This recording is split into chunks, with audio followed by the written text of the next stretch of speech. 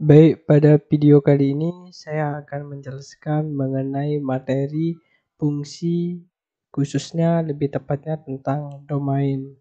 Perkenalkan, saya Muhammad Usman Hadi, mahasiswa semester 6 Prodi Pendidikan Matematika, akan mempresentasikan materi mengenai domain. Di sini saya ucapkan terima kasih kepada Dr. Sudi Prayitno MSI selaku dosen mata kuliah Micro Teaching. Nah, tujuan dari pembelajaran ini adalah pertama, peserta didik dapat menentukan domain. Kedua, peserta didik dapat menyelesaikan masalah domain. Nah, kita langsung saja ke permasalahannya. Yang pertama di sini soal pertama ini diketahui sebuah fungsi f r ke r didefinisikan dengan fx sama dengan 2x pangkat 4 plus 2x pangkat 3 plus 4x kuadrat plus 4x min 5. Maka tentukanlah domainnya. Nah, pembahasannya ini ingat bahwa fx di mana fungsi yang tadi terdefinisi di semua bilangan real. Jadi, berapapun x-nya kita masukkan ke dalam fungsi polinomial itu, maka si fx ini akan terdefinisi. Jadi, maka domainnya adalah x elemen bilangan real atau dari tak hingga sampai dari minus tak hingga sampai tak hingga seperti yang pada layar.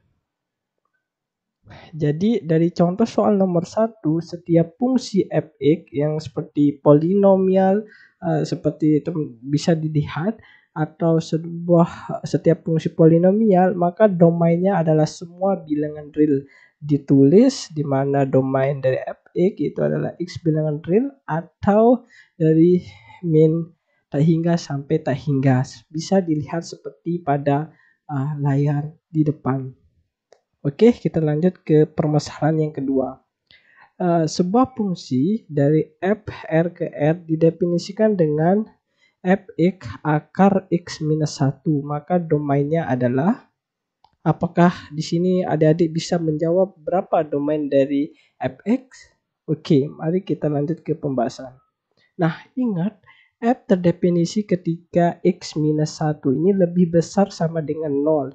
Sehingga x minus 1 lebih besar dari 0, dari sama dengan 0, sehingga x-nya itu harus lebih besar sama dengan 1.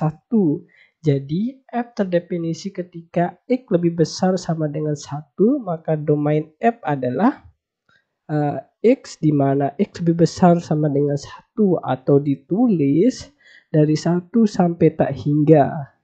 Jadi penulisannya ada dua ya, bisa menggunakan simbol sebelah kiri dan bisa juga menggunakan simbol yang sebelah kanan. Itu artinya sama saja. Oke?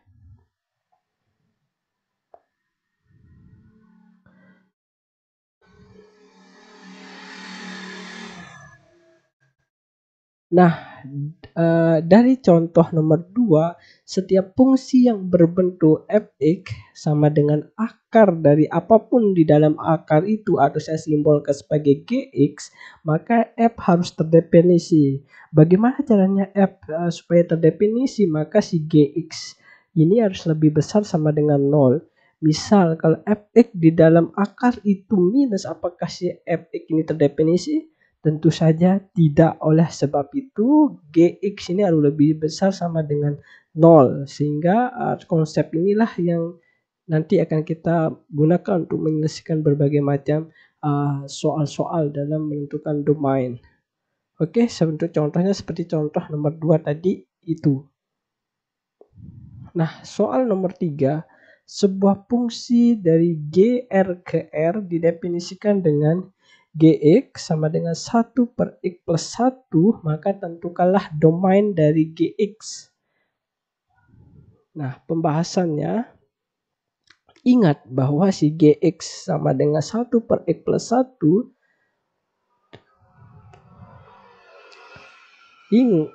ingat bahwa si gx sama dengan 1 x plus 1 terdefinisi ketika X plus 1 ini tidak sama dengan 0. Misal kalau Gx-nya 1/0 itu apakah si Gx terdefinisi? Tentu saja tidak, ya. Oleh sebab itu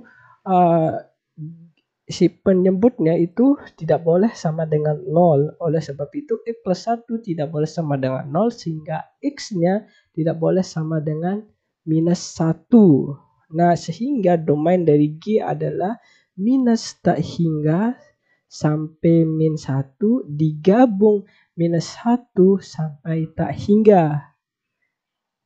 Jadi berapapun kita masukin kecuali minus 1, maka si X-nya itu si Gx terdefinisi.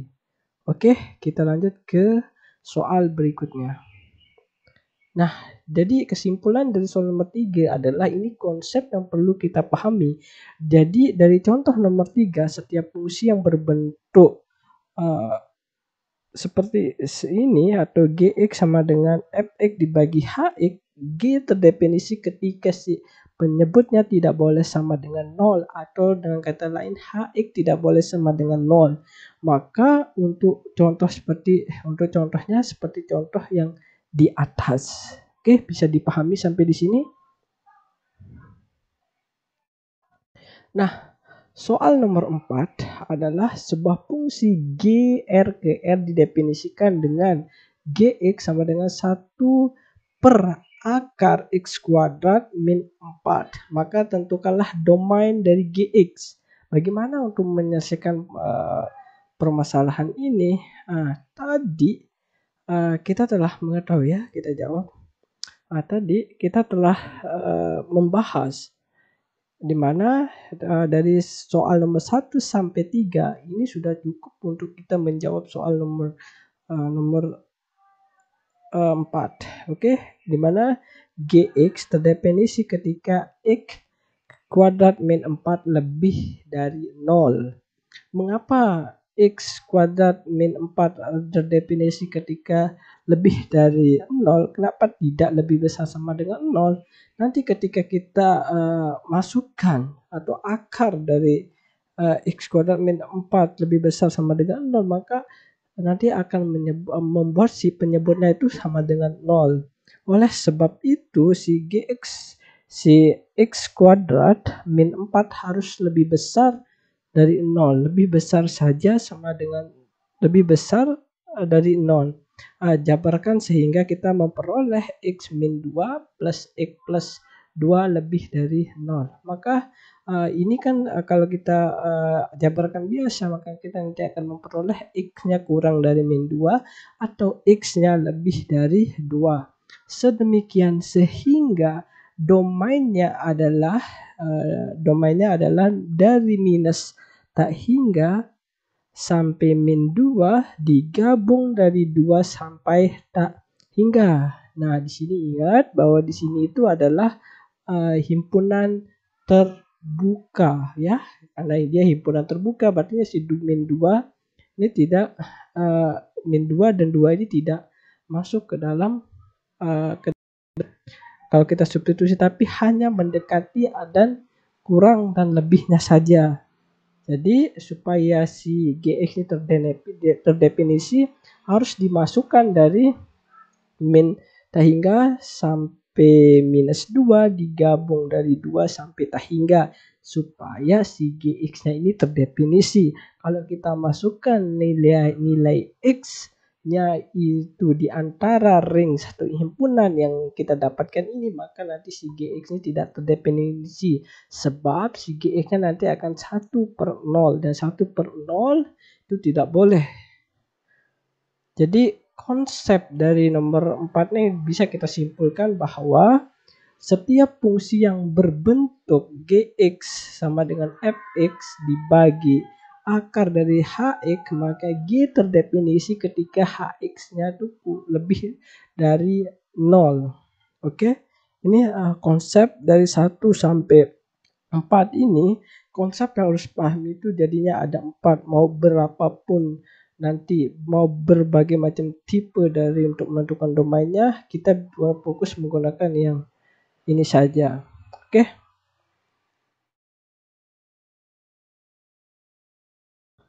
Soal nomor 4. Sorry.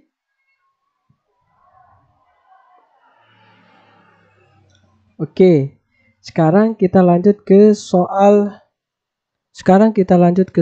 nomor 5. Di sini diketahui sebuah fungsi dari G R ke R didefinisikan dengan Gx sama dengan akar dari 3x kuadrat min 4x dibagi 5x pangkat 6.